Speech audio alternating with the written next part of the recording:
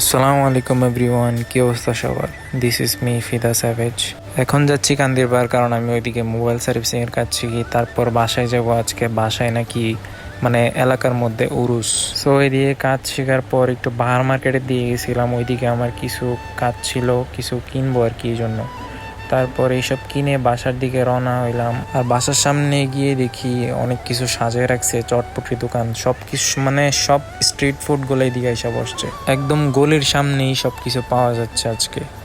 আর ভাত খেয়ে, আর তরকারিটা আজকে অনেক মজা ছিল। ভাত খেয়ে বের হয়ে গেলাম। আর এদিকে ছোট ভাইগুলা, আজকে তো উরুস, এই জন্য যারে পাই তার থেকে টাকা নিতেছি, কারণ রাতে ভরপুর খেতে হবে।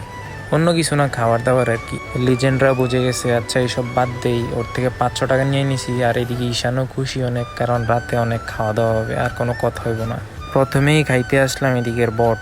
আর ভাই, আমার হালিমের সাথে বট খেতে অনেক ভালো লাগে, আর সবচেয়ে বেশি ভালো লাগে খালি বট। আর এদিকে ঈশান বলতেছে, ভাই বিলটা আমি দিই। আমি বলছি দে দে, সমস্যা নাই। পরে কয়, ভাই আর ভিডিও করতেছো যে, এই জন্য দেখাইছি টাকাটা আর কি।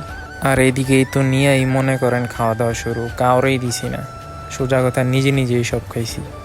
আর রাতে বাচ্চারা বলতেছে যে বাইরে যাবে, খাবে, আর তারা এইসব দেখা অনেক পাগল হয়ে গেছে, পরে এগুলা খাইলো।